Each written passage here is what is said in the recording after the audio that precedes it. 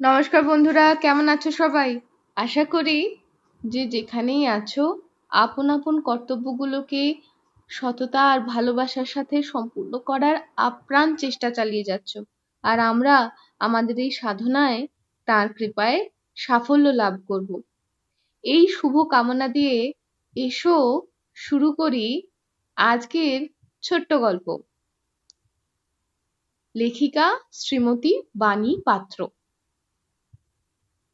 আবার পেয়ে শ্রোতা, গল্প বলল ট্যাঁ, ছোট্ট মানুষের ছোট্ট গল্প, লেখিকা শ্রীমতী বাণী পাত্র। গল্পের নাম কলেজে একদিন। তাহলে শুরু করি। কলেজে একদিন, লেখিকা শ্রীমতী বাণী পাত্র। ট্যাটারা এখন নিজের বাড়িতে বসবাস করে। গ্রামের দেশ থেকে যে দিদি শহরে এসেছিল সেই দিদির বিবাহ হয়ে গেছে। এর বছর 2 পরের কথা। যে দিদির সাথে মায়ের কোলে শুয়ে ট্যাটা গ্রাম থেকে শহরে এসেছিল সেই দিদির মানে টিটির বিবাহ হবে। সেই উপলক্ষে একটা শুভ দিনে ট্যাটাদের বাড়িতে বরের বাড়ি থেকে গুরুজনরা এসে টিটিকে আশীর্বাদ করে গেলেন। পরের দিনই কলেজের শুরুতেই 9:30 ট্যাটার একটা গুরুত্বপূর্ণ ক্লাস আছে। ওই ক্লাসটা ট্যাটা কোনো দিনই বাদ দেয় না। আগের দিন অনুষ্ঠান ছিল, সেই অনুষ্ঠানে ট্যাটা কানে পাথর সেটিং এর ঝোলা কানের দুল পড়েছিল। সেই কানের দুল পরেই ট্যাটা চান টান করে লম্বা ভিজে চুলের মাঝখানে যে রবার ব্যান্ড গুলো হয় সেই হেয়ার রবার ব্যান্ড লাগিয়ে নিল। তারপর ট্যাটা মাকে বলল, আমি কলেজ থেকে এসে ভাত খাবো। বাড়ি থেকে কলেজে যেতে 1 ঘন্টা বা তারও বেশি সময় লেগে যায়। প্রথমে হাঁটা পথে বাস স্ট্যান্ডে এসে বাসে ওঠা, তারপর কলেজে পৌঁছানো। এবিসি স্যারের ক্লাস শুরু হওয়ার আগেই ট্যাটা ক্লাসরুমে উপস্থিত হয়ে গেল। এরপর ক্লাসরুম প্রায় ছাত্রীতে ভরে গেল। কিছুক্ষণের মধ্যেই এবিসি স্যার ক্লাসরুমে হাজির হলেন। তিনি দাঁড়িয়ে পড়া বোঝাতেন। এবিসি স্যার পাঠ্য বইয়ের একটা অধ্যায় পড়াচ্ছিলেন। ট্যাটা মন দিয়ে সেই পড়া শুনছিল। কিছুক্ষণ বাদে ট্যাটার ভিজে চুল শুকিয়ে গিয়ে খানিকটা চুল এসে কানের দুলের ঝোলা অংশে আটকে গিয়ে মাথায় টান লাগাতে আরম্ভ করলো। এর জন্য ট্যাটার বড় অসুবিধা হচ্ছিল। এখন কিছুই করার উপায় নেই, কেননা ট্যাটার মন স্যারের পড়া বোঝানোর দিকে। তবুও অস্বস্তি মেটানোর জন্য ট্যাটা সেই চুলটা সরিয়ে দেওয়ার চেষ্টা করছে। এমন সময় স্যার ট্যাটাকে দেখে বললেন, মন দিয়ে যদি পড়াশোনার ইচ্ছে না হয় তবে ক্লাসরুমে থাকো কেন?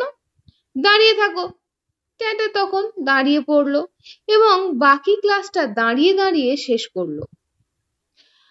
পড়ানো শেষ করে এবিসি স্যার ক্লাসরুমের বাইরে চলে গেলেন। ট্যাটার পাশের বন্ধুরা বলল, তোকে স্যার কেন দাঁড় করিয়ে দিলেন? তুই তো চুপ করে বসে পড়া শুনছিলিস। ট্যাটা বলল, কি জানি। ট্যাটা মনে মনে ভাবলো হয়তো এর জন্য কানের দুল দায়ী। সে যাই হোক, এই ক্লাসটা তো শেষ হলো। এরপর আর একটা গুরুত্বপূর্ণ বিষয়ের ক্লাস, সেই 3:40। এতক্ষণ ট্যাটাকে অপেক্ষা করতে হবে। এই ক্লাসটা কলেজের প্রিন্সিপাল স্যার নিতেন। প্রিন্সিপালের ঘরে গিয়ে ট্যাটারা জিজ্ঞাসা করে আসতো উনি ক্লাস নেবেন কিনা, কিংবা উনি কলেজে এসেছেন কিনা খোঁজ নিয়ে আসতো তারা। যেদিন এই ক্লাসটা হতো না সেদিন ট্যাটা বাড়ি ফিরে আসতো।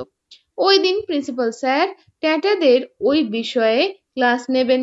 তাই ট্যাটার আগের 2-1 বন্ধু এবং পরবর্তী ক্লাসের জন্য অন্য সব ছাত্রীরা একটা নিম গাছের তলার নিচে বেদির উপর বসে আড্ডা মারছে।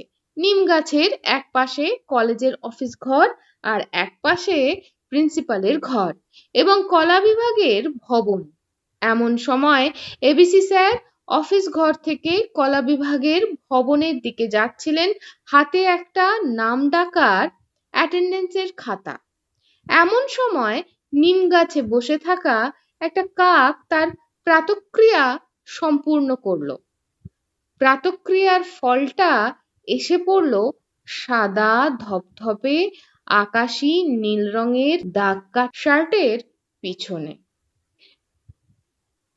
নিম গাছের তলায় বসে ট্যাঁটারা সবাই সেটা লক্ষ্য করলো।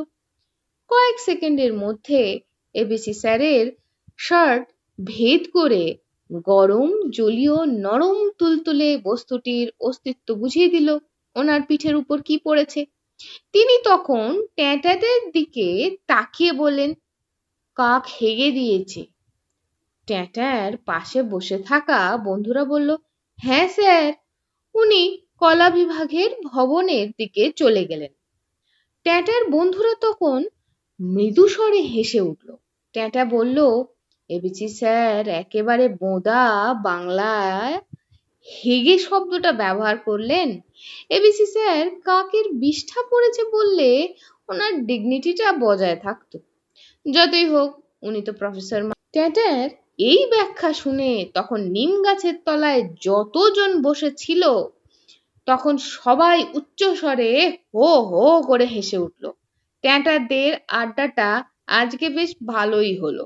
এখনো পরবর্তী ক্লাস শুরু হতে দেরি আছে। তো আজকের গল্প তো এখানেই শেষ হলো। তবে আমার একটা প্রশ্ন, মাকে তো ট্যাঁটা বলে এসেছে ভাত খাবে গিয়ে। বাবা, 3:40 বেজে গেছে। এরপর ক্লাস হবে, শেষ হবে, তারপর গিয়ে ভাত খাবে। বাবা, সে তো ভাত খাওয়ার সময় তো একেবারে বিকাল বেলা হয়ে গেল। তাই জন্য মায়েদের কথা শুনতে হয়, তাই না? বেরোবার আগে খেয়ে বেরোনোই ভালো। এটা কিন্তু আমি মনে মনে ভাবছি। তোমাদের কি মত? তাহলে আজ এই অবধি। আবার একটা নতুন গল্প নিয়ে ফিরে আসবো। ততক্ষণ সবাই ভালো থেকো, আনন্দে থেকো। শুভমস্তু।